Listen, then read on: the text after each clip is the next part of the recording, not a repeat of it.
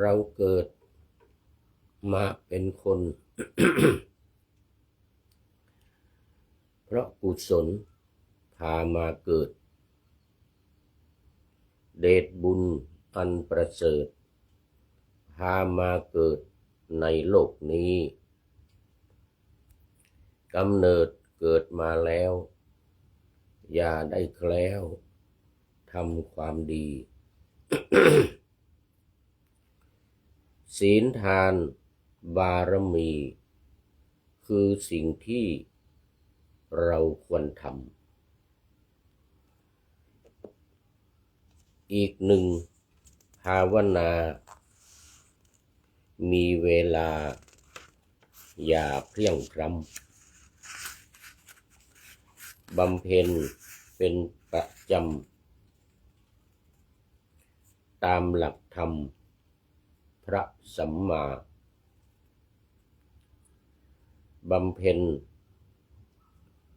กระทำกรรมดีไว้เพื่อผลใหญ่ในภาคหน้าบารมีที่สร้างมาจะนำพาถึงนิพพานขอถวายความนอบน้อมแด่พระรัตนตรัยมีพระพุทธเจ้าเป็นต้น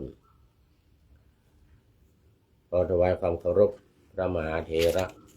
พระเถรานุเถระเจ้าคณะพระสังฆาธิการทั่วโลกมีพระเดชพระคุณพระธรรมเสนาบดีเจ้าคณะภาค7วัดพระธาตุดอยสุเทพเป็นต้นและขออำนวยพรแด่ท่านผู้ฟังท่านผู้ชมสาธุชนพุทธบริษัททั้งหลายวันนี้รายการธรรมะหลังธรรมวัดเย็นของวัดพระธาตุดอยสุเทพออกอากาศทางสถานีวิทยุพระพุทธศาสนาแห่งชาติและจริยธรรมวัดพระธาตุดอยสุเทพระบบ FM 96 เมกะเฮิรตซ์มีพ่อครูวันลบนามวงพรหมเป็นผู้อำนวยการอาจารย์พระมหาประสิทธิ์ประสาธิโกเป็นหัวหน้าสถานีและอาตมาภาพพระครูปริยัติยานุศาสตร์เป็นผู้บรรยายเป็นประจำทุกวันเวลา 18:40 นาทีถึง 19:10 นาทีโดยประมาณแล้วแต่ว่าการทำวัดเย็นสวดมนต์และขึ้นกรรมฐานจบบางทีก็อาจจะเลยไปนิดนึง 2-3 นาทีไม่เกิน5 นาทีคือไม่เกิน45แต่บางทีก็อาจจะก่อนนิดหน่อยนาที2 นาทีขึ้นอยู่กับว่าพระเดชพระคุณหลวงพ่อขึ้นมาเริ่มกล่าวคำไหว้พระธาตุจุดธูปเทียนบูชาพระบรมธาตุสุวรรณเจดีย์และกล่าวคำบูชาพระบรมธาตุขอต้อนรับเนนน้อยสังเหลือวัดป่าแดงมหาวิหารเมื่อกี้นี้ผมก็ไปมากราบไหว้สาครับหลวงปู่ครับผมเมื่อกี้นี้ก็ไปนมัสการท่านพระครูโคสิทธิ์ปริยัตยาภรณ์หลวงพ่อเจ้าคณะตำบลสุเทพเขต 1ที่เคารพนับถือไปเทศบาลมากลับมาผ่านหน้าวัดพอดีรถพาหลบรถติดจากทางคันคลองเลยนะ นะที่ตลาดต้นพยอมมันรถติดก็เดินหลบเข้าข้างในนู่นนะตั้งแต่เทศบาลด้วยนะมาทางวัดโป่งน้อยวัดรำเพิงวัดอุโมงค์ผ่านมาหน้าวัดป่าแดงพอดี สามเณรแต่ไม่ได้เจอสามเณรเพราะว่าไม่ได้มาทางอุโบสถมาผ่านหน้าวัดก็เลยขึ้นไปกราบพระเดชพระคุณหลวงพ่อพระครูโคสิทธิ์ปริยัตยาภรณ์นั่งคุยกันแป๊บหนึ่งก็ลงมาแล้วก็เลี้ยวซ้ายเข้าโครงการหลวงเลยขึ้นผ่านโครงการหลวงมาหมู่บ้านฝายหินเชิงดอยหมู่บ้านเชิงดอยวัดฝายหินมาตรงกับวัดฝายหินเลย เลยไม่ได้ผ่านทางกุฏิสามเณรเดี๋ยววันหลังไปแวะเยี่ยมก็มาที่วัดฝายหินคืนนี้ก็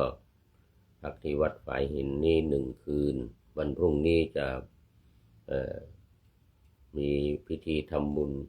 ทักษิณานุปทานให้แก่อาจารย์ภาสกรภูริวัฒโนที่มรณภาพไปเมื่อสัก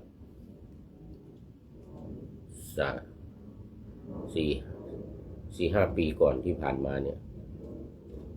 ประมาณ5 ปี 6 ปีสมัยนั้นยังอยู่ที่กรุงเทพยังอยู่ที่กรุงเทพเอาบำเพ็ญกุศลชาปนกิจที่วัดท่านไปเสียที่กรุงเทพเนาะเสียที่ปทุมธานีก็ไปที่วัดอะไรลืมชื่อไปแล้วนี่ ที่กรุงเทพนะในกรุงเทพ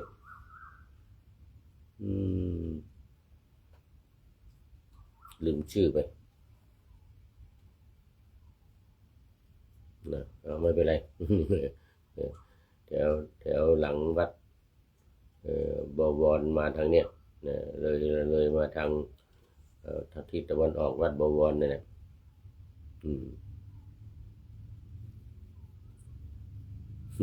ลืมชื่อไปไม่เป็นไรพรุ่งนี้ทักษิณานุปทานตอนเช้าอุทิศส่วนกุศลไปให้ดวงวิญญาณของท่านอาจารย์ภาสกรภูริวัฒโนถือโอกาสนี้ประชาสัมพันธ์ลูกศิษย์ลูกหาญาติโยมคณะศรัทธาวัดฝายหินวัดที่อื่นๆที่เคารพนับถือมาร่วมทำบุญกัน9 โมงเช้าพรุ่งนี้9 โมง 10 โมงที่ธรรมสถานหน้าวัดฝายหินเอาแล้วตอนนี้ก็ขอถือโอกาสประชาสัมพันธ์โมทนากับเจ้าภาพที่มาเป็นเจ้าภาพถวายภัตตาหารเช้าเพลและนำปานะแก่พระปาติโมกข์ในโครงการอบรมฝึกซ้อมพระภิกษุปาติโมกข์ของวัดพระธาตุดอยสุเทพของคณะสงฆ์ภาค 7รุ่นที่1 2569 นี้ที่วัดพระธาตุดอยสุเทพมีพระเดชพระคุณหลวงพ่อพระธรรมเสนาบดีเจ้าคณะภาค 7เป็นประธานดำเนินงานโดยท่านอาจารย์พระมหาสกล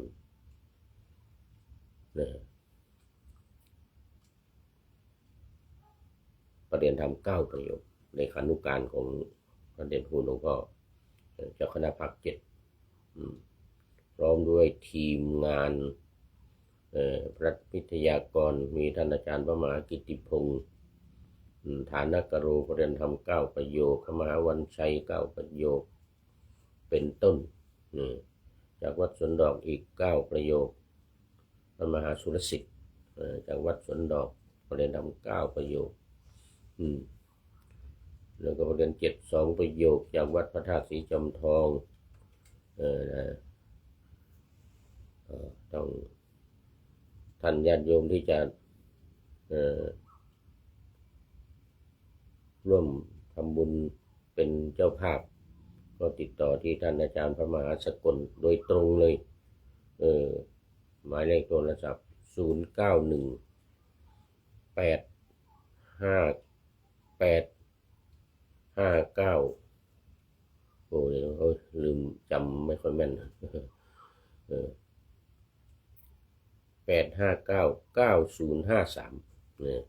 รู้สึกจะใช่ละ8599053โดยตรงติดต่อในผู้ดำเนินโครงการหัวหน้าพระวิทยากรวัดพระธาตุดอยสุเทพแล้วก็มาร่วมกันฟังสวดธรรมนิยามหรือเจริญพุทธมนต์ถ้าเป็นวันเกิดถ้าทำบุญวันเกิดเหมือนกับเมื่อที่ผ่านมา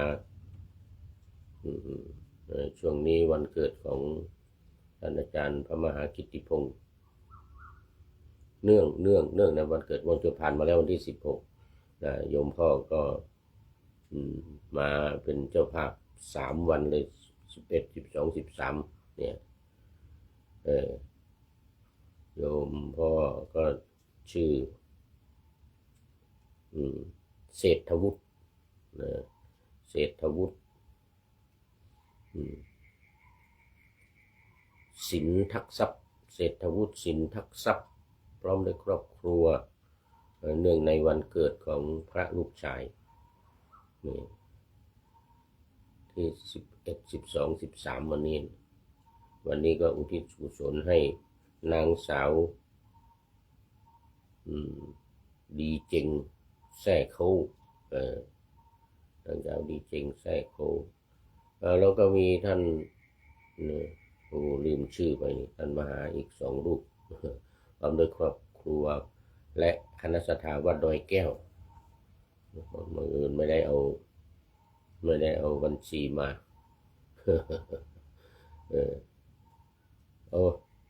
มันอยู่ในนี่ไม่ได้เปิดขอไปอยู่ในนี้ไม่ได้เปิดไม่ทันละเดี๋ยวมันจะช้าไปก็ประกาศชื่อมาหลายวันละเพราะว่า11 12 13 3วันนี้เป็นทั้ง3วันเหมาเลยเหมากันเลย3-4เจ้าภาพคณะสัตยาวัดดอยแก้วอำเภอหางดงนี่แหล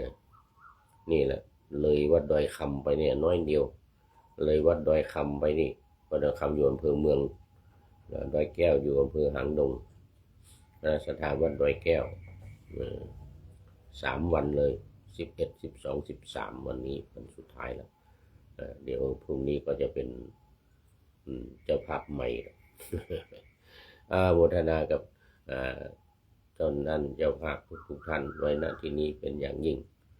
แล้วก็ท่านที่จะ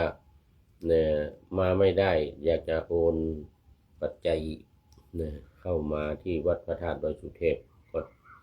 ก็ได้บัญชี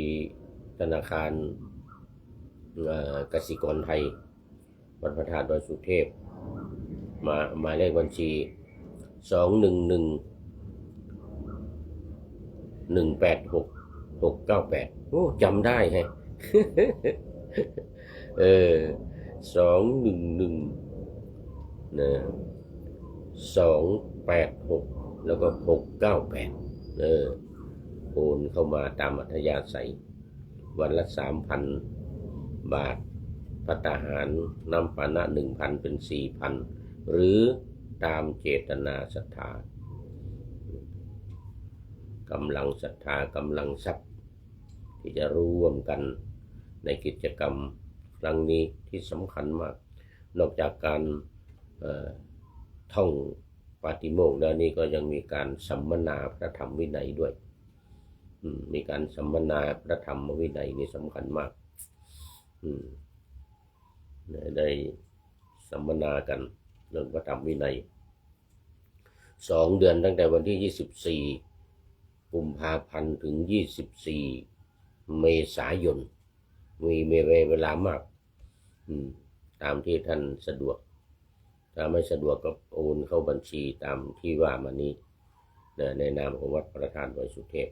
ก็จะเลื่อนพรขอบคุณเป็นอย่างยิ่งแล้วก็โมทนากับเจ้าภาพที่เป็นเจ้าศรัทธาอย่างคนหลังไปเนี่ยวันที่5 ที่ 6ที่ผ่านมานะมีนาคมเนี่ยท่านอาจารย์พระมหาสง่าวัดผาลาดท่านพระครูธีระสุตตพจน์เจ้าคณะตำบลสุเทพเขต 2เจ้าคณะตำบลสุเทพเขต 2เป็นเจ้าภาพ2 วันวันที่5 วันที่ 6 มีนาคมที่ผ่านมาก็ทบทวนยังไม่หมดนะขอไปมันได้เปิดบัญชีวันนี้ต้องเป็นว่ามาแล้ววันที่1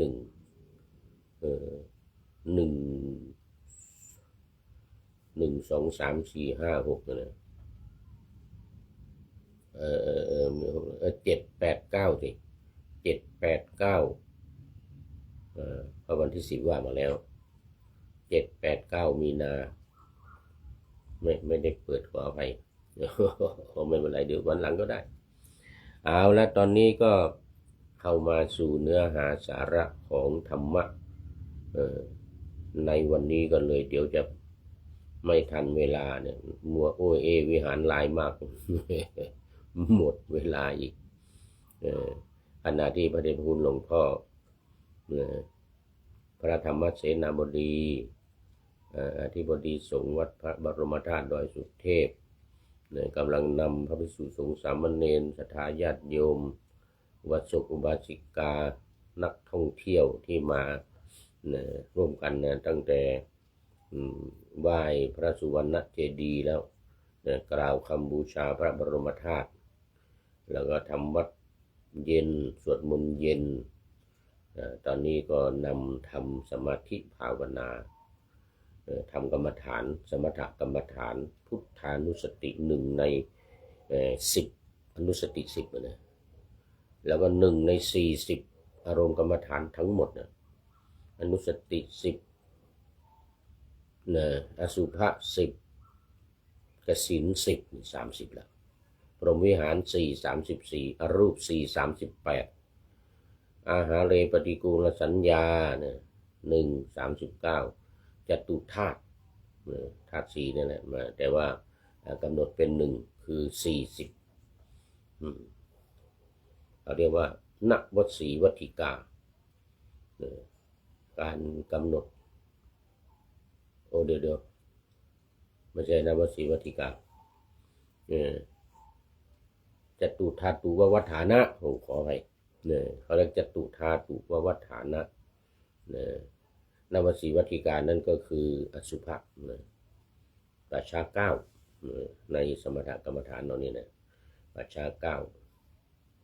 ตั้งแต่อุทุมาตกะไปจนถึงโลหิตกะปัจฉา9แต่อสุภะนี่เอาข้อที่10ด้วย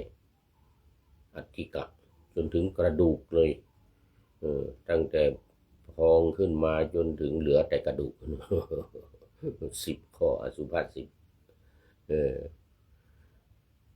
แล้วก็อันนี้เป็นสมถกรรมฐานพระเดชพระคุณหลวงพ่อนำปฏิบัติทั้งเช้าทั้งเย็นทั้งเช้าก็ตั้งแต่ตี 4 ครึ่งถึงตี 5 ครึ่ง1 ชั่วโมงเนี่ยตอนเช้าแต่ตอนเย็นนี่30 นาที 18:40 นาทีถึง 19:10 นาทีโดยประมาณ30 นาทีแต่ตอนเช้านี้1 ชั่วโมงตี 4 ครึ่งถึงตี 5 ครึ่งตี 5ก็ทำวัดถึงตี 5ปุ๊บผมโยโสพระควาเลยทำวัดตอนเช้าตี 4 ครึ่งก็นั่งทำสมาธิภาวนาเนี่ยพุทธานุสตินี่แหละกำหนดปริกรรมนัยยะคือการบริกรรมพุทโธพุทโธพุทโธเนี่ยอดีตหลวงพ่อจะนำทำแบบยาวๆพุทหายใจเข้าไปยาวๆแล้วก็โธหายใจออกยาวๆนี่เป็นวิธีการของพระเดชพระคุณหลวงพ่อพระธรรมเสนาบดีคณะภาค 7เราเนี่ยหลวงพ่อเจ้าอาวาสวัดพระธาตุดอยสุเทพนำทำทุกวัน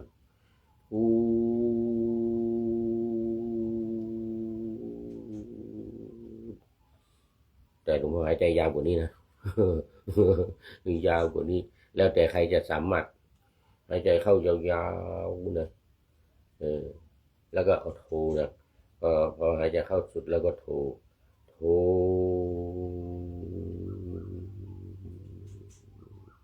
จนสุดหายใจออกมาจนหมดลมหายใจเลยนะแล้วก็เข้าอีกออกอีกเข้าอีกออกอีกยาวๆอย่างนี้แหละช้าๆยาวๆใจเย็นๆเพื่อให้จิตสงบแล้วก็สงบจริงๆนะจิตสงบได้ไวเป็นสมาธิไวเพราะมันยาวไงมันยาวลากเข้าไปยาวๆจนสุดกระบังลมเนี่ยหายใจเข้าไปจนถึงกระบังลมนี่จนมันไปดันท้องนะจนมันไปดันท้องให้พองนะสายพองหนอยุบหนอนี่เขาจะอาศัยปลายลมอย่างนี้แหละหายใจเข้าไปยาวๆแล้วก็มันเป็นดันท้องนะไอ้ที่กระบังลมข้างบนเนี่ยมันไม่ได้เข้าไปในท้องหรอกลมในท้องมันมีอยู่แล้วลมในท้องมันมีอยู่แล้วก็ทีนี้หายใจเข้าไปถึงกระบังลมที่เนี่ยที่ใต้หัวใจเนี่ยนะใต้หัวใจเนี่ยมันจะมีกระบังลมของเราเนี่ยหายใจเข้าไปเนี่ยมันจะไม่ทะลุเข้าไปในท้องนะลมหายใจเนี่ยถึงแค่มีผนังกระบังลมอยู่ตรงนี้ลงไปแต่มันไปดันมันเข้าไปเยอะๆนานๆมากๆเนี่ยไปดันลมในท้องเนี่ยให้ทำให้ท้องพองนี่พองนี่ก็ทางพม่าประเทศพม่าเนี่ยเป็นต้นตำรับอย่ากำหนดเขาเรียกปลายลมพองหนอมันไปดันท้องให้ท้องพองเลยนี่พอลมหายใจออกมาก็ยุบหนอท้องนี่ก็จะยุบเลยท้องก็จะยุบหนอเนี่ยอันนี้สายพองหนอยุบหนอนะก็เป็นสมถะเหมือนกันเป็นสมถะคือให้กำหนดที่อาการพองและอาการยุบของท้องนะแล้วบางทีก็ไปเป็นทำให้เป็นวิปัสสนาได้อย่างหลวงปู่ทองทำให้เป็นวิปัสสนาได้ยังไงก็ทำให้เป็นวิปัสสนาก็คือว่าให้รู้ว่าท้องเนี่ยมันไม่พองอยู่ตลอดเดี๋ยวมันก็พองเดี๋ยวมันก็ยุบเป็นอนิจจังไม่แน่นอนอันนี้เป็นวิปัสสนาท้องยุบท้องพองเป็นวิปัสสนาอย่างนี้โอ้ขอต้อนรับท่านอาจารย์พระมหาแสน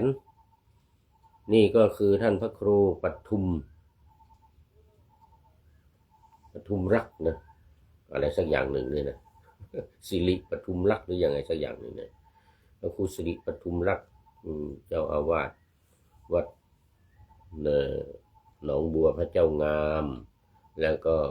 เจ้าคณะตำบลเชิงดอยเขต 1หรือยังไงเนี่ยเขต 1หรือ 2ก็ไม่ทราบนะเขต 1หรือ 2นี่แหละหนองบัวพระเจ้างามโอ้โมทนาครับผมอาจารย์พระมหาแสนทีเคเป็นนามสกุลหรือฉายาก็ไม่รู้นะโมทนาปีนี้ไม่ไปอเมริกานะ เขากำลังรบกันอย่าไปอย่าไป มีวัดอยู่ที่อเมริกานู่นเป็นมีวัดอยู่ที่อเมริกาไปบ่อยปีนี้น่าจะไปไม่ได้เพราะว่าสหรัฐกับอิสราเอลมารบกับอิหร่าน ตอนนี้ยังไม่จบยังปล่อยระเบิดใส่กันกรุงเตหะรานอิหร่านก็ไประเบิดอิสราเอลแล้วก็กองฐานทัพของอเมริกาทุกประเทศในตะวันออกกลางไม่ว่าจะเป็นอิรักคูเวตบาห์เรนสหรัฐอาหรับเอมิเรตส์ทั้งหลายดูไบนู่น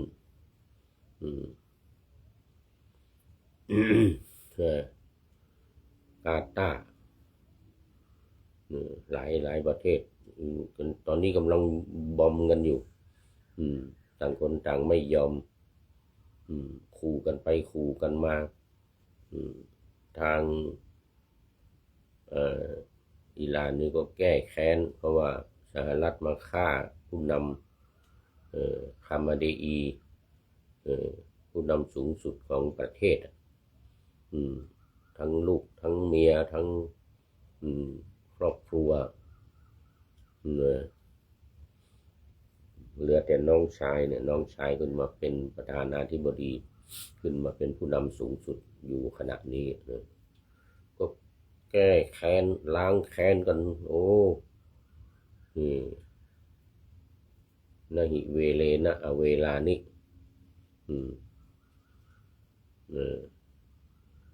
พุทธาจะนังอะไรเนี่ยที่พุทธองค์ตรัสเนี่ยถ้ายังมีจองเวรกันอยู่อย่างนี้ก็ไม่มีที่สิ้นสุดนะเวรย่อมไม่หมดนะหิเวเลนะอเวลานิถ้าไม่จองเวรด้วยเวรเนี่ยก็เวรก็จะหมดไปแต่นี่โอ้โหไม่ยอมกันเลยสหรัฐก็จองเวรจองกรรมอิหร่านมาหลายสิบปี40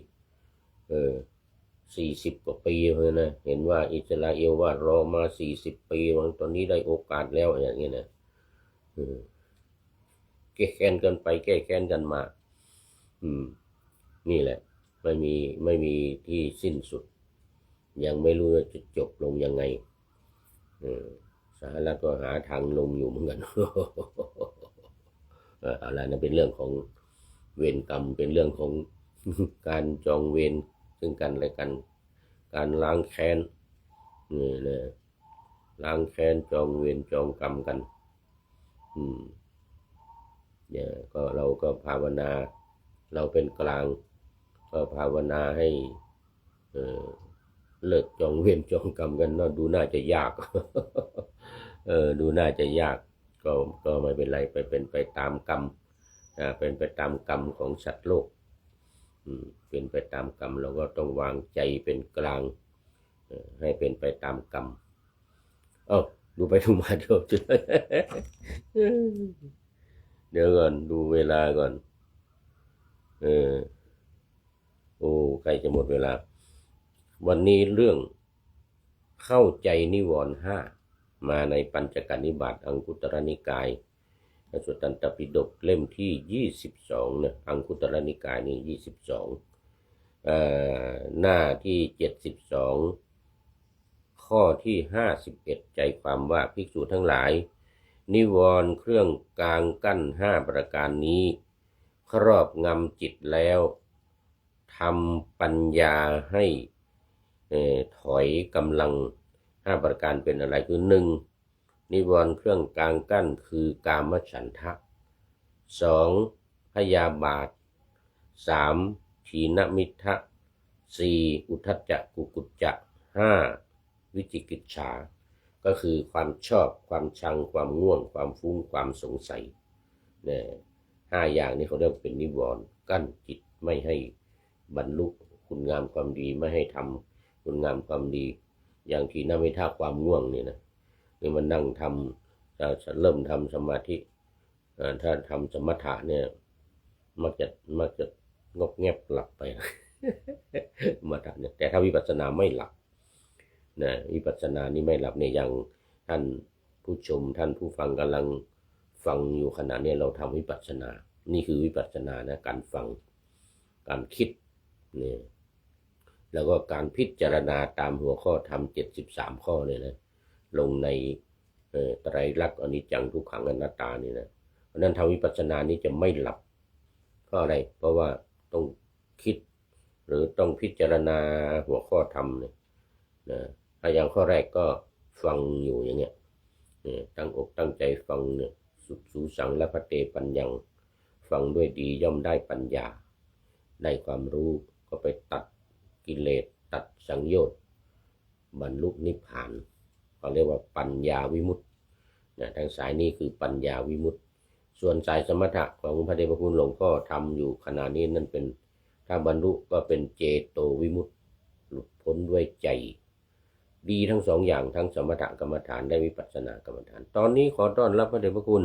หลวงพ่อสุทธิสงึมรำนี่สุดท้ายเข้ามาท้ายรายการครับหลวงพ่อครับผม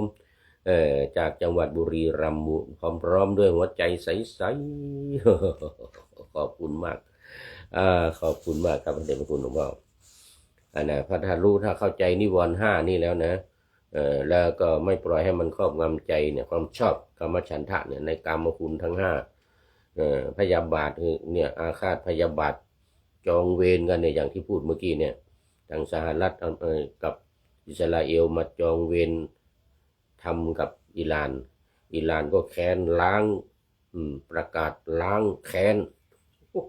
แค้นด้วยกันเนี่ยพยาบาทตัวนี้แหละแล้วก็ทีนามิทะความง่วงเหงาหานอนอุทธัจจะความฟุ้งซ่านจิตฟุ้งซ่านวิจิกิจฉาความลังเลสงสัยเข้าใจนิวรณ์ทั้ง5นี้ก็ปฏิบัติสมถกรรมฐานวิปัสสนากรรมฐานฉลุยสบายแล้วตอนนี้ก็มาข้อคิดท้ายรายการวันนี้ได้จากสถานีธรรมบอกว่าเราเกิดมาเป็นคนเพราะกุศลพามาเกิดเหมือนกันนะ เดชบุญอันประเสริฐพามาเกิดในโลกนี้กำเนิดเกิดมาแล้วอย่าให้แคล้วทำความดีศีลทานบารมีคือสิ่งที่เราควรทำอีกหนึ่งภาวนามีเวลาอย่าเพลี่ยงพล้ำเหมือนกันอย่าให้ขาดนี่มีเวลานี่อย่าเพลี่ยงพล้ำเด็ดขาดทำทันทีบำเพ็ญเป็นประจำตามหลักธรรมพระสัมมากระทำกรรมดีไว้เพื่อผลใหญ่ภายภาคหน้าบารมีที่สร้างมาจะนำพาถึงนิพพานขอบคุณทาง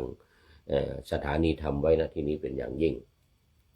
ขออำลาพรากจากผู้ชมฟังที่เดินยืนนั่งนอนฟังทั้งหลายขอให้มีความสุขใจและกายสดชื่นสบายไปตลอดกาลนำเอาธรรมะไปปฏิบัติเพื่อให้กำจัดทุกข์ใหญ่ภัยพานพ้นเกิดตายในวัฏสงสาร